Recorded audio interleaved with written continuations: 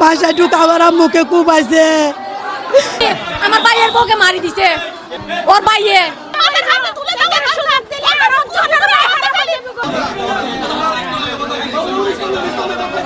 চট্টগ্রামে বোনকে কুপিয়ে খুন করে বোরকা পরে পালানোর সময় এক ব্যক্তিকে আটক করে পুলিশে দিয়েছে এলাকাবাসী। গতকাল সোমবার রাত 11টার দিকে নগরের হালিশহর থানার ঈদগাহ বরপুকুর দক্ষিণপাড়া এলাকায় এ ঘটনা ঘটে। নিহত নারীর নাম সেনোয়ারা বেগম। তিনি ওই এলাকার সাবের আহমেদের স্ত্রী। তাকে খুনের অভিযোগে আটক তার ছোট ভাইয়ের নাম জানে আলম। তিনিও একই এলাকার বাসিন্দা। আমার ভাইয়ের বউকে মারি দিছে ওর ভাইয়ে, ছোট ভাই। ওরা বলে টাকা ঢুকছে বাসায়, বাসায় ঢুকাবার মুখে কুবাইছে। ওরা লোভে আর কি স্বর্ণ শান্তির লোভে। এরপর আমার মামা পরিচয় দিয়েছে, আর মামা বলে খুলছে, বাইরের মানুষ হলে উনি খুলতো না। দরজা টোকাইছে, বলতেছে আমি তোমার ভাই, ছোট ভাই জানে আলম। মামা ভাইয়ের কণ্ঠ শুনে তো ভাই যেহেতু খুলবে, বাইরের মানুষ হলে তো উনি খুলতো না। ভাই যেহেতু খুলছে, ভাই বোরকা পরে এসে টাকা পয়সা স্বর্ণের লোভ ইচ্ছা মতো কোপাইছে।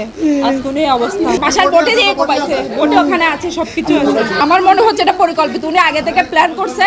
আজকে যখন জানে যে আমার বউয়ের বউ বাবার বাড়ি গেছে, আমরা কেউ নাই, সেটা জানছে, জানার পরে কাণ্ডটা চালাইছে। ঘটনার প্রত্যক্ষদর্শী ও পুলিশ সূত্র জানায়, স্বামী ও ছেলে মসজিদে তারাবির নামাজ পড়তে যাওয়ায় বাসায় একা ছিলেন সেনোয়ারা বেগম। এ সময় জানে আলম এসে বোনের স্বর্ণালংকার নিয়ে নেন। এতে বোন সেনোয়ারা বাধা দিলে তাকে কুপিয়ে হত্যা করে জানে আলম। পরে জানে আলম বোরকা পরে পালানোর চেষ্টা করেন, তবে বাইরের লোকজন তাকে ধাওয়া দিয়ে আটক করে। উনি হচ্ছে আমার মামি, ওনার স্বামী ও ছেলে তারাবি পড়তে গেছে, তারাবি নামাজ পড়তে গেছে। স্যার ঘর ছিল ফাঁকা, এই টাইমে ওনার যে মারছে, যে কুবাইছে, ওনার আপন ভাই, আপন ছোট ভাই বড় বোনকে কুবাই হত্যা করছে।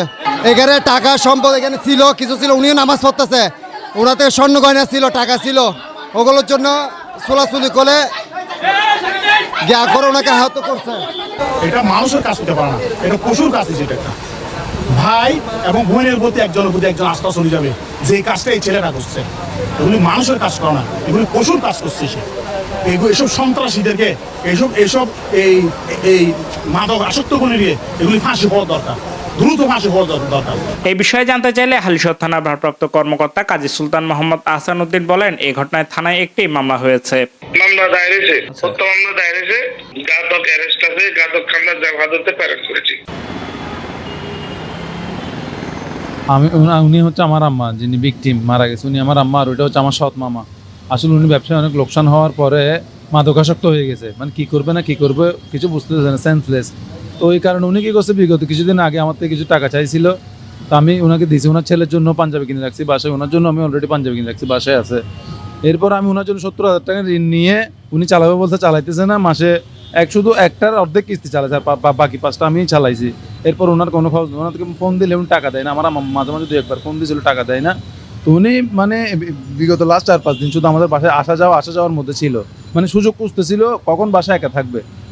তো গতকালকে আমরা ছিলাম তারাবির নামাজে, আমার ওয়াইফ ছিল যে ওদের বাড়িতে, উনি ওই সুযোগটা মানে সম্পূর্ণভাবে কাজে লাগিয়ে, বাসায় যখন কেউ ছিলেন, আমার নামাজরত অবস্থায় ছিল, আমার আম্মু যখন হয়তো দরজা টোকা দিছে, ভাই হিসাবে খুলছে, খোলার পরে উনি কি করছে, নৃশংস হত্যাকাণ্ড চালাইছে। প্রথমে মনে করেন স্বর্ণ অলঙ্কার যা আছে সবগুলো নিছে, এরপরে টাকা নিছে।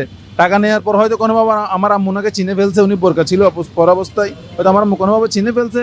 তো উনি যাতে মানে কি ওইটা প্রকাশ না পাই, চিনছে যে ওইটা, ওই কারণে উনি আমার আম্মুকে হত্যা করছে। আমি এই খুনের সর্বোচ্চ শাস্তি মৃত্যুদণ্ড চাই।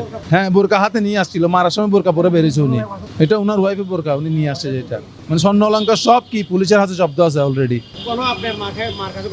না টাকা আমি পাবো, আমার কাছে প্রুফ আছে, ওনার ছেলে সন্তান সবাই জানে, ওনার কিস্তি আমি টানতেছি এখনো পর্যন্ত, আমার কাছে প্রুফ সহ আছে বাদন সম্মতির। এটা সরকারের কাছে বিনীত আবেদন, ওনার যাতে ফাঁসি হয়, কারণ ফাঁসি যদি না হয়, উনি যদি আবার ছাড়া পেয়ে যায়, এরকম উনি ঘটনা আরো ঘটাবে, আর উনার থেকে দেখে দেখে পুরো বাংলাদেশে আনাচে কানাচে এসব ঘটনা করতে থাকবে। তাই এটা দ্রুত বিচার চাই আমি। Safayet Morshed, news day 24।